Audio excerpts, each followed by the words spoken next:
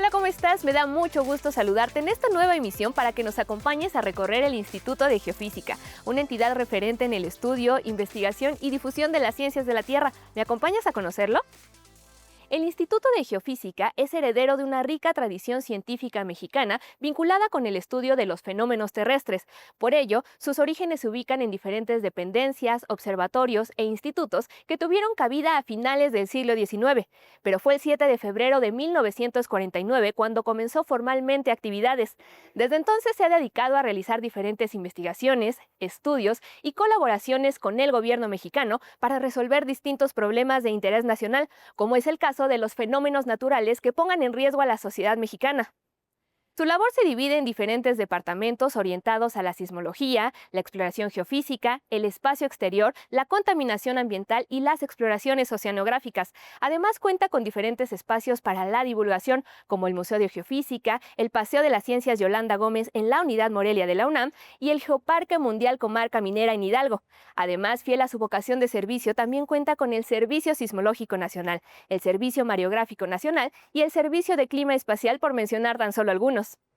Desde su nacimiento, esta entidad ha impulsado diferentes proyectos de escala global que han permitido el desarrollo científico y tecnológico de esta disciplina actualmente. Así que sin más, vamos a comenzar esta emisión desde aquí, desde las instalaciones del Instituto de Geofísica. Esto es tan solo una pequeña probadita de todo lo que conoceremos en el programa de hoy.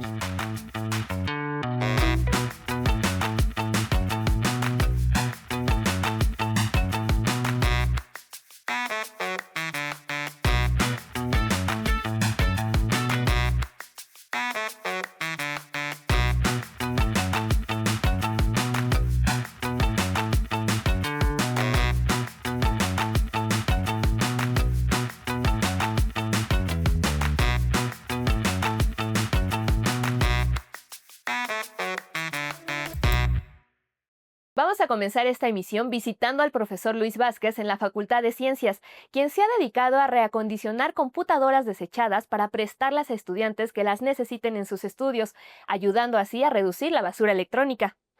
Los equipos donados se reparan y entregan a estudiantes de distintas facultades, promoviendo con ello la reutilización. Esta iniciativa ha sido bien recibida por la comunidad universitaria, beneficiando hasta el momento a más de 250 estudiantes. En la siguiente nota, Gerardo García y Alma Cotino nos comparten más información.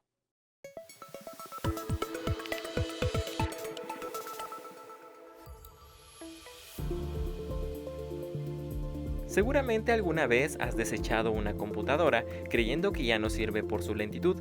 No eres el único que lo ha hecho, ya que la ONU estima que cada año alrededor de 62 millones de toneladas de residuos electrónicos se generan en el mundo. En un rincón de Ciudad Universitaria existe una alternativa para que computadoras en desuso lleguen a las manos de alguien que pueda necesitarla. No estamos acostumbrados a esperar 20 segundos a que arranque la máquina, ¿no? Se nos hace una eternidad. Y no solo lo hacemos con computadoras, lo hacemos con televisiones, lo hacemos con radio. Todo lo queremos de última tecnología para ver exactamente lo mismo que teníamos con el equipo anterior, ¿no? Y esto genera muchísima basura electrónica. Es en el edificio Tlahuizcalpan de la Facultad de Ciencias de la UNAM, donde el profesor Luis Vázquez se dedica a reacondicionar computadoras usadas o desechadas para prestárselas a estudiantes que las requieran para concluir sus estudios, una acción que además permite reducir así la basura electrónica. Estos equipos son donados por diferentes personas. Actualmente hemos recibido equipos directamente aquí con nosotros. La gente viene y nos dice: este equipo ya no lo uso, y nos lo deja. Muchos equipos no son funcionales, pero entonces los usamos para refacciones. El profesor Vázquez limpia, cambia el disco duro y la memoria de las máquinas y hace otros ajustes esenciales para echarlas a andar correctamente. El resultado es una computadora funcional para el estudiante promedio, con el que puede navegar en la red, redactar documentos de texto, celdas numéricas y diapositivas, e incluso unirse a videoconferencias. Calculamos alrededor de 250 estudiantes que han recibido un equipo. Sí, y sí, vamos al registro, porque la idea es que cuando el estudiante ya no la necesite, nos la regrese para prestársela a alguien más. Si tienes un equipo en desuso, puedes donarlo en el taller de cómputo general de la Facultad de Ciencias, o si eres estudiante de la UNAM y necesitas uno, puedes comunicarte al correo que ves en tu pantalla.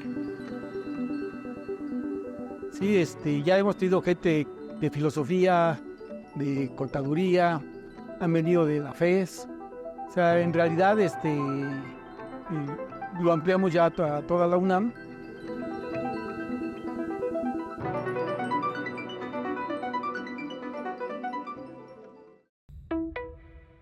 La UNAM cuenta con un laboratorio en el Instituto de Ingeniería dedicado a estudiar y probar los efectos del viento en edificios, puentes y diversas estructuras arquitectónicas y de ingeniería civil. El túnel del viento es un proyecto en el que mediante modelos a escala y sensores especializados, los ingenieros evalúan la resistencia y estabilidad de las estructuras ante ráfagas extremas, esto con el objetivo de evitar que se desplomen. En el reportaje de esta semana, Zaira Cruz y Vladimir Mendoza nos llevan a conocer más detalles del trabajo que se realiza en este laboratorio universitario.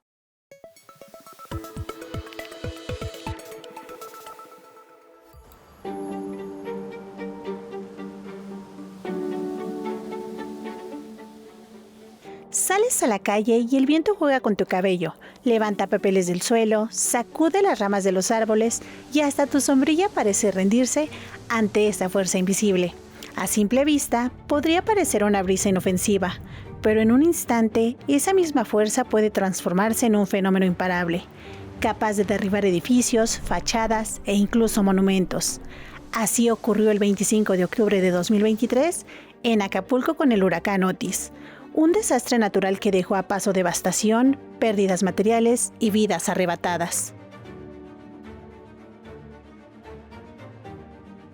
Cuando se construyen puentes o edificios, no solo importa la calidad de sus materiales, también que su diseño pueda soportar lo inesperado, como tormentas, huracanes e incluso tornados.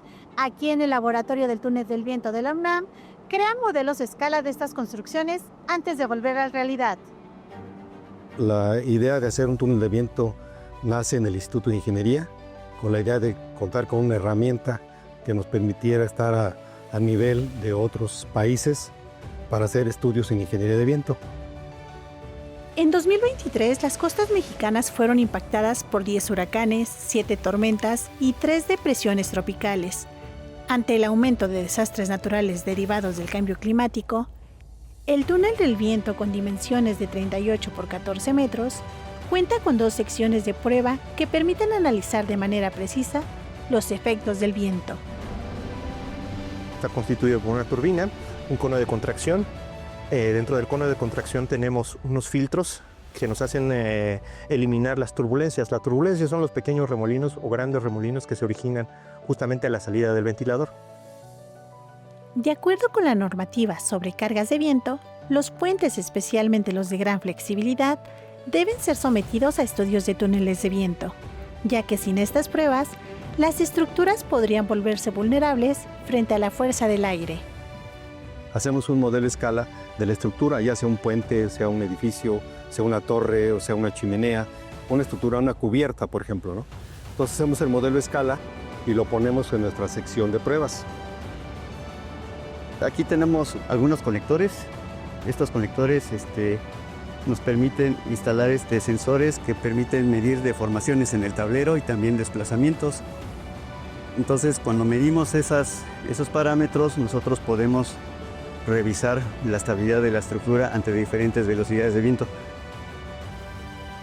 El viento fluye alrededor del túnel, que es de circuito cerrado, y incide sobre el modelo a escala, y entonces ahí vemos, está conectado todos los sensores a una computadora y lo estamos viendo y registrando los movimientos, ya sea los movimientos de los sensores o las presiones, para registrarlos y con eso poder hacer una evaluación de las fuerzas o de los efectos que tiene el viento en esos modelos a escala.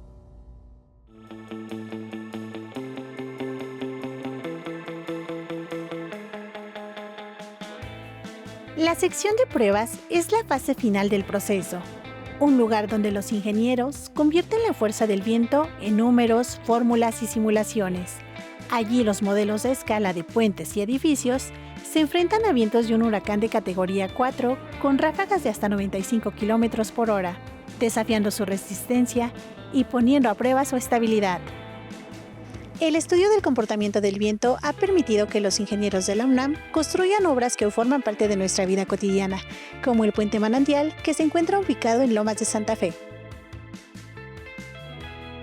Las estructuras se dividen en 2 categorías, rígidas y aerodinámicas, e incluyen desde edificios y puentes hasta torres de transmisión, naves industriales y cubiertas. Para reproducir sus formas geométricas a escala, se utilizan materiales como aluminio y acrílico. La evaluación cuando está el puente en etapa constructiva y en etapa de servicio. La etapa constructiva es la más crítica, digamos, porque aquí también tenemos herramientas, tenemos maquinaria y digamos se puede presentar una situación que una velocidad muy baja de viento ocasione que el puente empiece a oscilar o a moverse de manera, digamos, que sea indeseable para nosotros. Este túnel de viento consolida a la UNAM como un referente de investigación y desarrollo, ofreciendo infraestructura de vanguardia que contribuye al bienestar de la sociedad. Al mismo tiempo, es un motor de formación para los estudiantes de ingeniería, arquitectura y aeronáutica, quienes pueden realizar prácticas profesionales y servicio social, participando en proyectos que combinan aprendizaje académico con impacto tecnológico.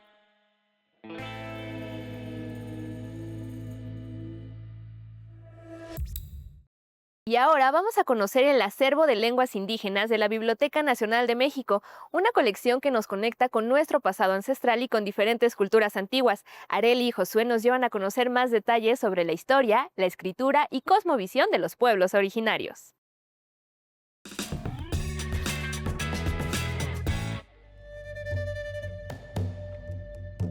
En México conviven más de 60 lenguas indígenas, que guardan relatos, cantos y visiones propias de la vida. Cada una es parte esencial de nuestra identidad, aunque muchas hoy están en riesgo de desaparecer.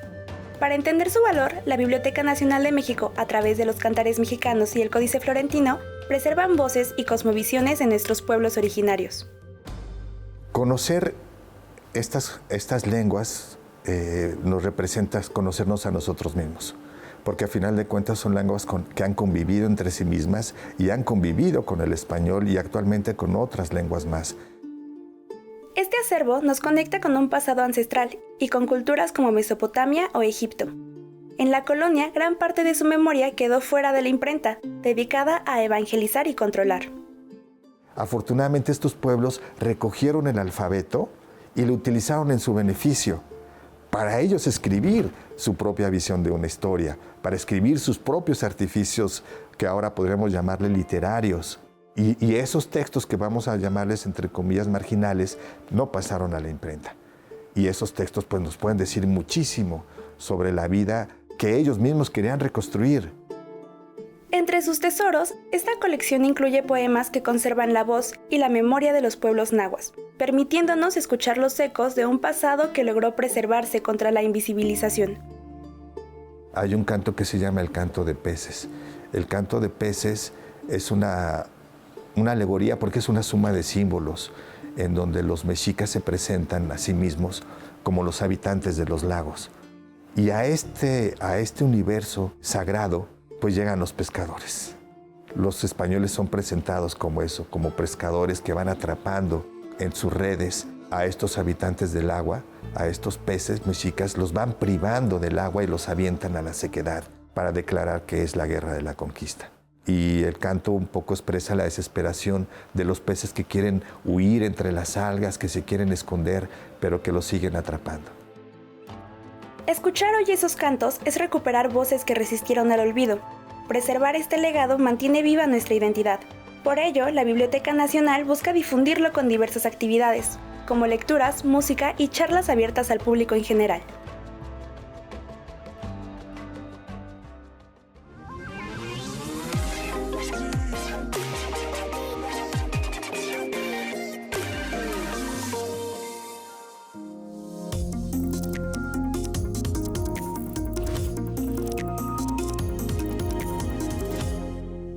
Como ya lo mencionábamos, el Instituto de Geofísica cuenta con diferentes servicios que contribuyen en el bienestar de la sociedad mexicana.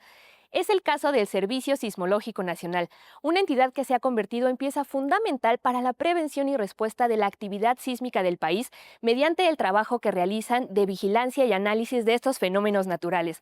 Para compartirnos más detalles de la labor que se realiza en esta entidad, hoy tenemos el gusto de platicar con el doctor Arturo Iglesias, jefe del Servicio Sismológico Nacional. Doctor, muchísimas gracias por recibirnos. ¿Cómo está? Al contrario, muchas gracias, bienvenidos. Nosotros encantados de poder visitarlos, justamente para que nos platique un poco acerca del trabajo constante que realizan para la prevención y sobre todo respuesta de la actividad sísmica del país. Platíquenos un poquito cómo es el trabajo que se realiza en esta entidad. Bueno, el Servicio Sismológico Nacional es una entidad que tiene 115 años de inaugurada, de fundada. Desde 1929 es parte de la Universidad Nacional. Y bueno, desde sus inicios lo que hacemos es el monitoreo de toda la sismicidad registrada a lo largo del país. El Servicio Sismológico Nacional tiene una infraestructura importante en términos de estaciones distribuidas en gran parte del país, que envían sus datos a esta estación central y al Centro Alterno de Monitoreo en Pachuca, en donde se hacen el análisis de todos los datos sísmicos que registramos, y también el resguardo de los datos, que no es menos importante porque son 115 años de datos sismológicos. De acuerdo, me gustaría que nos compartiera un poquito acerca del trabajo que realizan las personas que se encuentran justamente monitoreando esta red. ¿Qué es lo que se realiza en esta base central, también en la de Pachuca, para estar constantemente pues prevenidos ante un evento como un sismo o un terremoto en nuestro país? Sí, bueno, el Servicio Sismológico Nacional es 24/7, los 365 días del año. El grupo de monitoreo y análisis del sismológico es un grupo de unas 10 personas, tampoco es tan grande, pero que se distribuye en turnos de 8 horas, día y noche, y lo que hacen ellos constantemente es estar registrando la sismicidad muy pequeña, que la mayor parte de ella no es sentido, afortunadamente, y en caso de que haya un sismo grande se activa un protocolo diferente. Cuando se registran los sismos pequeños, esa información, damos 2 reportes al día, uno en la mañana y uno en la tarde, y cuando hay un sismo de mayor magnitud o que alguna parte de la población lo siente, pues lo damos lo antes posible. Nos compartía un poco de la gran infraestructura con la que cuentan, doctor, que me gustaría que nos detallara un poco, es decir, a lo largo de todo este tiempo, cómo se ha adaptado el Servicio Sismológico Nacional a los nuevos retos tecnológicos, cómo ha aumentado incluso esta red en nuestro país. Sí, es una muy buena pregunta porque desde luego, como mencionaba, el sismológico nació en 1910, en donde la tecnología era completamente diferente. Se hacían esfuerzos muy, muy importantes por mantener esos equipos que eran de tamaños muy grandes, pero como el público se podrá imaginar, pues todo eso ha cambiado con la electrónica y con los avances en la computación y con los avances en las comunicaciones. Pues actualmente tenemos equipos instalados en cada una de estas estaciones, que son equipos pues de primera línea a nivel mundial. Los datos del Sismológico Nacional son reconocidos a lo largo de todo el mundo, de tal manera que pues, podemos ofrecer un muy buen servicio. Estamos hablando de que realizan un monitoreo y un trabajo constante, doctor, incluso también de difusión, esto para prevenir, para tener a la sociedad mexicana pues en alerta y sobre todo bien informada, más que nada, de la respuesta ante un evento sísmico. Platíquenos cuál es esta labor que realizan desde el sismológico para esta parte también de difusión y prevención. Sí, es una gran labor que no tiene tanto tiempo que se inició, pero muy importante. Y es una labor que consiste en tratar de dar información dura en el sentido de sustentada científicamente, pero de la mejor manera posible para el gran público, inclusive, digamos, para niños. Tenemos algunas campañas también para difusión. Tenemos varias actividades que se llevan a cabo en paralelo muchas veces. Tenemos en la página web mucha información que puede consultar el público acerca de qué es la alerta sísmica, de cuál es la diferencia entre magnitud e intensidad, de esta idea de oscilatorio y trepidatorio. Toda esta información se puede encontrar en la página. Y además tenemos algunas actividades, como algo que me gusta mucho, que se llama Platicando con un sismólogo, en el que a través de redes sociales en vivo, un sismólogo, colega de nosotros, se sienta y empieza a responder preguntas del público, que pueden ser de actualidad, ¿no? Debido a una secuencia de sismos reciente, o que pueden ser preguntas muy generales de temblores. Y es que justamente hablamos que nuestro país es altamente sísmico, es decir, estamos en una zona en donde está temblando básicamente todo el tiempo, y esta labor pues es justamente muy importante. Antes de cerrar nuestra entrevista, me gustaría que compartiera con la audiencia también estos reportes que ustedes realizan diariamente, porque es importante que nuestra audiencia justamente lo haga de manera oficial, es decir, a través de estas cuentas oficiales de ustedes, para estar al tanto de la actividad sísmica y no caer en fake news o no caer en desinformación. Bueno, sí es importante. El Servicio Sismológico Nacional tiene un encargo de ser el responsable de dar la información de magnitud y localización de los sismos, de la caracterización de los mismos, y hay, digamos, otras instancias particulares, sobre todo, que hacen una labor parecida, pero pues la información más confiable, sin duda, en términos de la experiencia de mis compañeros y en términos de la capacidad de instrumentación, pues es la del Sismológico Nacional. De esa manera, pues sí, yo recomiendo que el público consulte nuestras redes sociales, nuestra página, la información del Servicio Sismológico Nacional, que es parte de la UNAM. Doctor Iglesias, pues le agradezco mucho estos minutos, esta entrevista, y sobre todo por adentrarnos, aunque sea un poquito, en el gran trabajo que realiza el Servicio Sismológico Nacional de nuestra universidad. Muchísimas gracias por estos minutos. Muchas gracias a ustedes. Muchas gracias nuevamente, doctor. Y bueno, nosotros seguimos con más información, porque ahora vamos a conocer un dispositivo creado por científicos universitarios que es capaz de generar nubes de hielo de tan solo 1 milímetro, esto para estudiar sus efectos en la atmósfera frente al cambio climático. Sara y Eduardo nos comparten más información.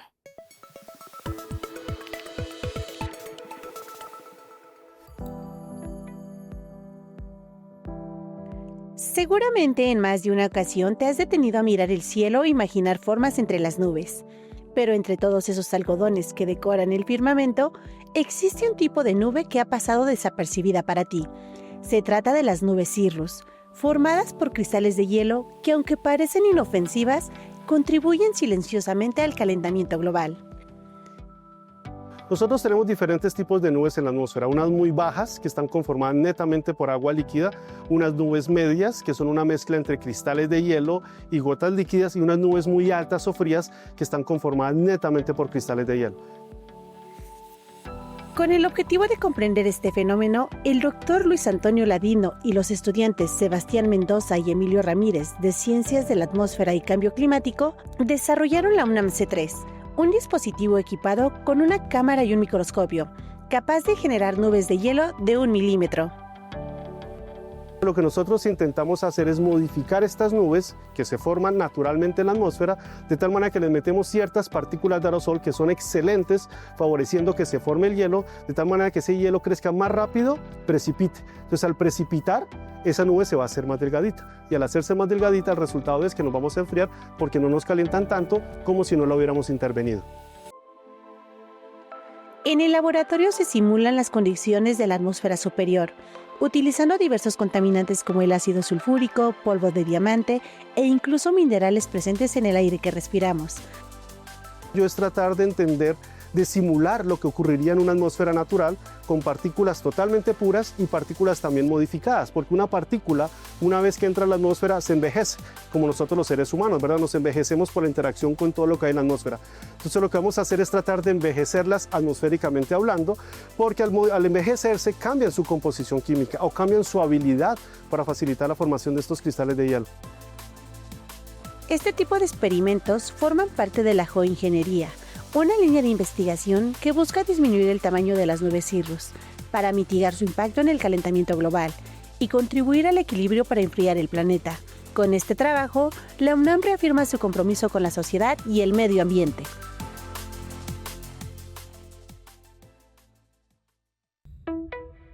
Y ahora vamos a acompañar a Jimena y a Moisés a disfrutar de un espectáculo de clown en la Biblioteca Central.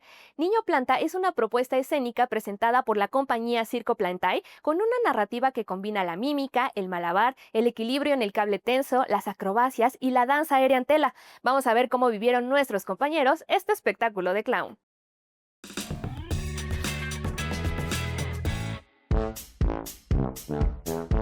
Acompáñenme a la Biblioteca Central, pero no a consultar un libro, sino a disfrutar una obra de teatro. Niño Planta es un espectáculo de clown y circo que formó parte de las actividades gratuitas para dar la bienvenida a la generación 2026 en Ciudad Universitaria. Una vez dentro de la planta baja de la biblioteca, nos olvidamos del estricto orden y silencio que la caracterizan y acompañamos el inicio de la función con aplausos. Todo comenzó con el niño planta danzando en su jardín, en una narrativa apoyada en la mímica, el malabar, el equilibrio en el cable tenso y música para armonizar el acto. Pero nuestro protagonista no se encontraba solo. Luego conocimos a su compañera, la abejita, quien cautivó al público dando un show de acrobacias en el piso, y luego voló para alcanzar una flor con danza aérea en telas. A lo largo de la función, noté cómo la participación del público fue fundamental porque enriqueció la experiencia, desde las infancias que mostraron su entusiasmo con una participación muy activa, hasta quienes fuimos incluidos desde nuestro asiento. Yo me sentí muy nerviosa al participar, siendo regada con un poco de agua. Este fue un show presentado por el Circo Plantae, compañía oaxaqueña comprometida con la Agenda 2030 que promueve el cuidado del medio ambiente y la sana alimentación. Niño Planta me pareció un espectáculo entretenido que logró sacarnos más de una risa. Estén pendientes de las actividades culturales y recreativas que la UNAM planea para sus estudiantes.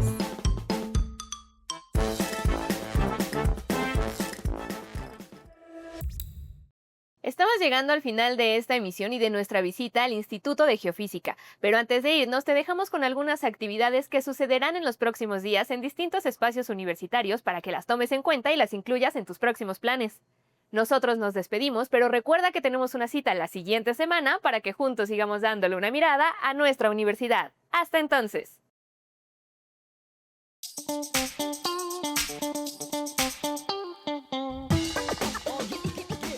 Ciencia con sabor a chocolate, una exposición que te invita a conocer a profundidad este delicioso dulce, desde su procesamiento, la bioquímica asociada a su consumo, su origen e historia, así como a identificar las características que distinguen a un buen chocolate. Bienal de Escenarios, reflexiona mediante proyecciones comentadas, paneles interdisciplinarios y exhibiciones, cómo ha sido el papel del diseño de producción en la construcción del mundo cinematográfico y su alcance creativo. Poesía en voz alta. En esta nueva edición del Festival de Poesía en Voz Alta, La Voz, Principio del Tacto, podrás disfrutar de performances, actividades poéticas, cine, conversatorios y talleres, donde se expone a la voz como una experiencia que va más allá del acto de hablar. Ciclo de música contemporánea. El Museo de las Constituciones te invita a disfrutar lo más actual de la música contemporánea realizada por integrantes de la Red Mexicana de Composición y disfruta de un diálogo con ellos para conocer sus procesos creativos.